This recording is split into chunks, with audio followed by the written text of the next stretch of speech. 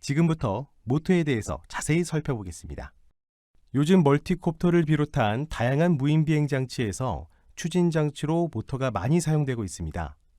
일반적으로 무인비행 장치에 사용되는 모터는 배터리를 연결해서 사용하는 직류 모터를 사용하며 브러쉬의 유무에 따라 브러쉬드 DC 모터 또는 브러쉬리스 DC 모터가 사용되고 있습니다. 첫 번째로 브러쉬드 DC 모터에 대해서 살펴보면 모터 권선의 전자기력을 이용해서 회전력을 발생시키는 원리로 회전합니다. 브러쉬와 정류자를 이용해 N극 또는 S극인 전자석의 극성을 변경하여 회전할 수 있습니다. 이때 브러쉬와 정류 사이에 기계적 마찰이 발생하는데 그로 인해서 모터에 발열이 생기고 브러쉬가 마모되게 되어 수명에 한계가 있다는 특징이 있습니다. 두 번째로 브러쉬리스 DC 모터에 대해서 살펴볼 텐데 보통 BLDC라고도 부릅니다. 브러쉬리스 DC 모터도 앞서 설명해드린 브러쉬드 DC 모터와 동일하게 모터 권선의 전자기력을 이용해 회전력을 발생시킵니다. 하지만 브러쉬가 없기 때문에 별도로 전자석의 극성을 변경하여 모터 회전수를 제어하기 위한 장치가 필요하며 이러한 장치를 전자변속기 또는 ESC라고 부릅니다. 브러쉬리스 모터는 브러쉬와 정류자 사이에 기계적 마찰로 인한 발열 또는 마모가 없다는 것이 장점이고 그로 인해서 반영구적으로 사용이 가능하다고 알려져 있습니다. 브러쉬리스 DC 모터의 회전수 제어를 위해 사용하는 장치인 전자변속기에 대해서 좀 더 자세하게 설명해 드리겠습니다. 무인비행 장치에 사용하는 전자변속기는 일반적으로 전선이 세 가닥으로 연결된 삼상전기를 통해서 모터 회전수를 제어하고 있습니다. 또한 전자변속기는 배터리와 모터 사이에 위치하여 전력을 전달합니다. 만약 기체가 급기동 등을 하면서 모터에 부하가 걸릴 경우 모터에서 소모하는 전류량이 증가하면서 모터에 발열이 생기는데 이때 모터에 공급하는 전류가 통과하는 전자변속기도 역시 발열이 생기게 됩니다. 따라서 비행 중 모터에 부하가 많이 걸리는 상황에서 무인비행 장치의 모터와 전자변속기의 적정 범위를 초과하는 발열이 생기지 않는지 확인과 주의가 필요합니다. 그렇지 않을 경우 모터나 배터리가 타버릴 수 있습니다.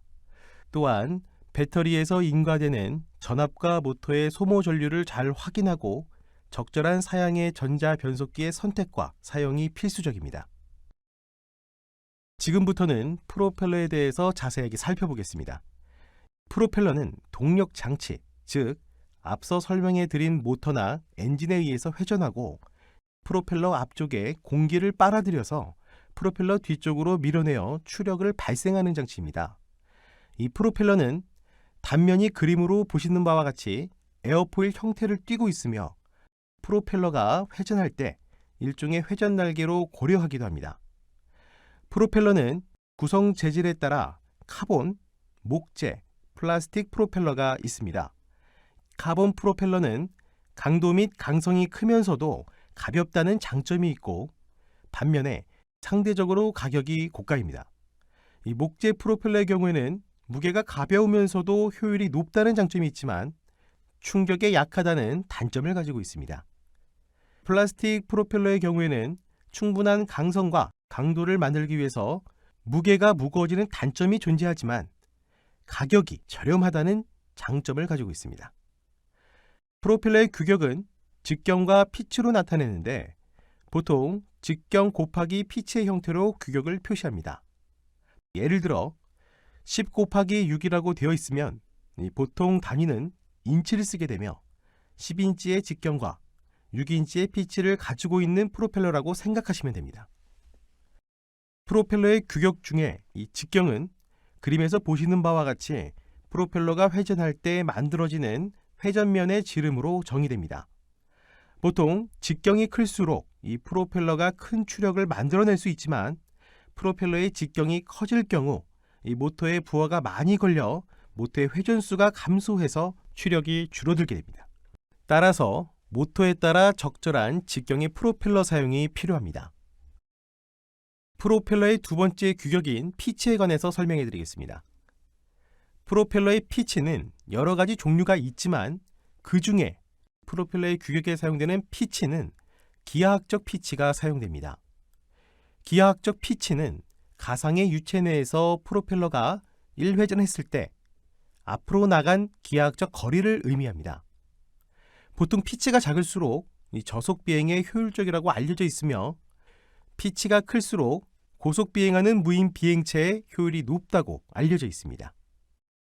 프로펠러는 회전 방향에 따라 구분하여 사용하는데 이 프로펠러 전방에서 보았을 때 시계 방향으로 회전하는 프로펠러가 있고 반시계 방향으로 회전하는 프로펠러로 구분됩니다. 이때 시계 방향으로 회전하는 프로펠러를 CW 방향 또는 역피치 프로펠러라고 하고 반시계 방향으로 회전하는 프로펠러는 CCW 방향 또는 정피치 프로펠러라고도 합니다.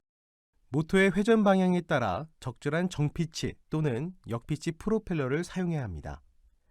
프로펠러는 회전하게 되면서 회전의 중심이 존재하게 되고 회전의 중심과 이 프로펠러의 무게중심이 일치하지 않을 경우에 진동이 발생하게 됩니다. 프로펠러의 진동은 프로펠러가 장착된 모터의 축과 또 베어링에 불필요한 힘을 가하게 되고 이로 인해 베어링과 모터 축의 수명을 단축시킬 수 있으며 그때 만들어진 진동이 이 기체에 탑재된 센서들에 악영향을 주게 되면서 센서 오류가 발생하게 되거나 센서의 오차가 크게 발생할 수 있기 때문에 프로펠러의 진동은 최소화하는 게 중요합니다.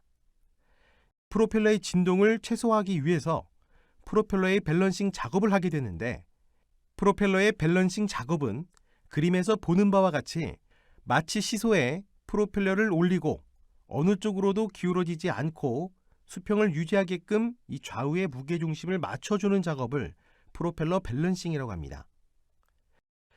프로펠러와 생김새는 유사하고 역할도 유사하지만 무인 헬리콥터에 장착된 추력을 발생시키는 회전 날개를 로터라고 부릅니다.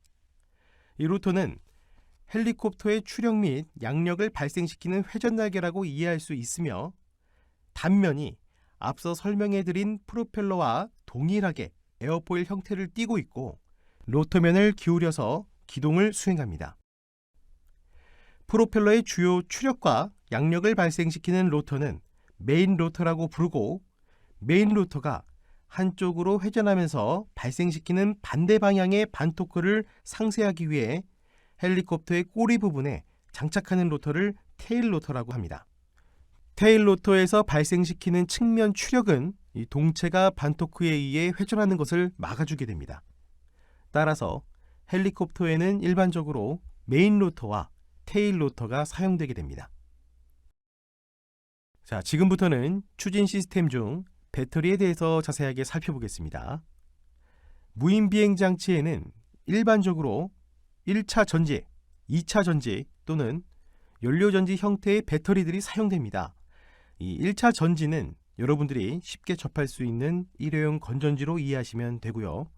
2차 전지는 충전, 방전, 재충전이 가능한 배터리를 2차 전지라고 부릅니다. 마지막으로 수소 연료 전지 등을 연료 전지라고 부릅니다. 대부분의 무인 비행 장치에는 2차 전지가 가장 많이 사용되고 있습니다.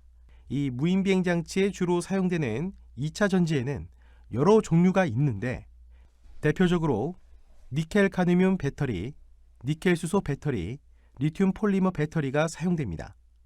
이 배터리마다 각각의 특징들이 있는데 에너지 밀도 측면에서는 니켈 카드뮴 배터리가 가장 에너지 밀도가 낮고 그 다음은 니켈 수소 배터리, 리튬 폴리머 배터리가 가장 에너지 밀도가 높다고 알려져 있습니다. 따라서 보통 무인 비행 장치에서 주 에너지원으로 리튬 폴리머 배터리를 사용하고 있습니다.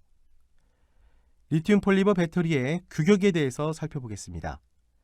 리튬 폴리머 배터리의 규격은 크게 전격 전압, 배터리 용량, 방전율로 나뉘어 살펴볼 수 있습니다.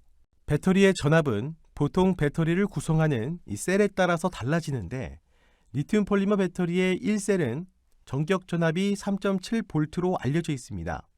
따라서 두 개의 셀을 연결해서 사용하게 될 경우 이 전격 전압은 7.4V, 세 개의 셀을 연결할 경우 11.1V, 4개의 셀을 연결할 경우 14.8V와 같이 셀에 따라 이 전격 전압이 달라집니다. 배터리의 용량은 mAh라는 단위로 표기합니다. 배터리의 용량인 mAh의 의미는 이 배터리의 용량이 1시간 동안 전기를 방전 또는 공급할 수 있다고 이해하시면 됩니다.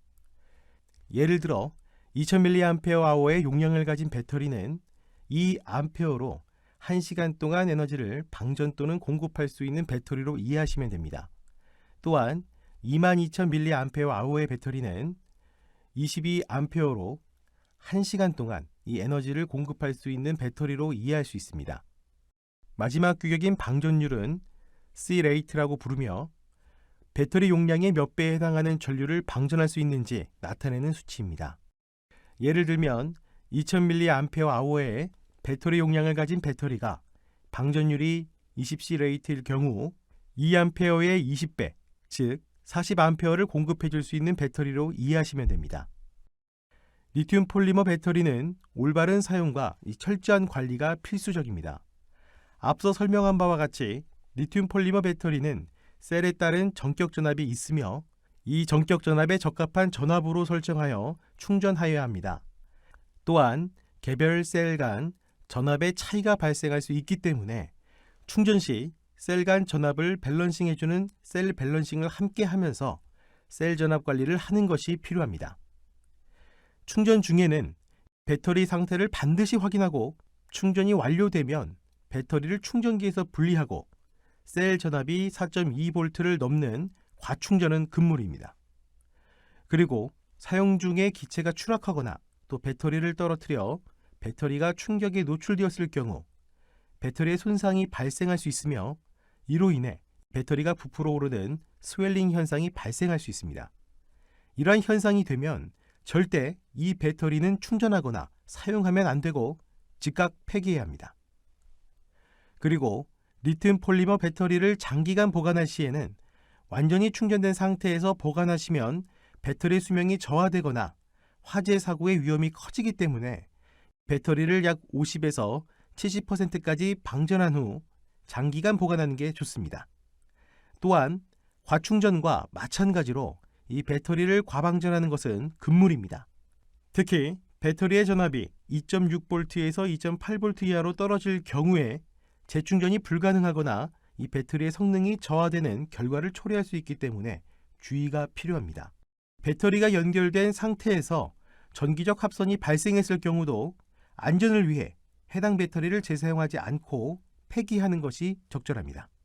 배터리가 손상되거나 오랫동안 사용하여 성능이 저하되거나 폐기를 해야 할 경우 배터리를 방전한 후 배터리 수거함에 폐기하는 것이 적절합니다. 이때 방전기를 활용해 방전하거나 배터리의 전자적 저항을 연결하여 방전한 후에 폐기하시는 게 적절합니다. 만약 소금물을 이용해 방전할 경우 인체에 유해한 가스가 발생할 수 있으므로 실외 환경에서 수행하거나 실내에서는 환기가 잘 되는 곳에서 수행할 수 있도록 주의가 필요합니다.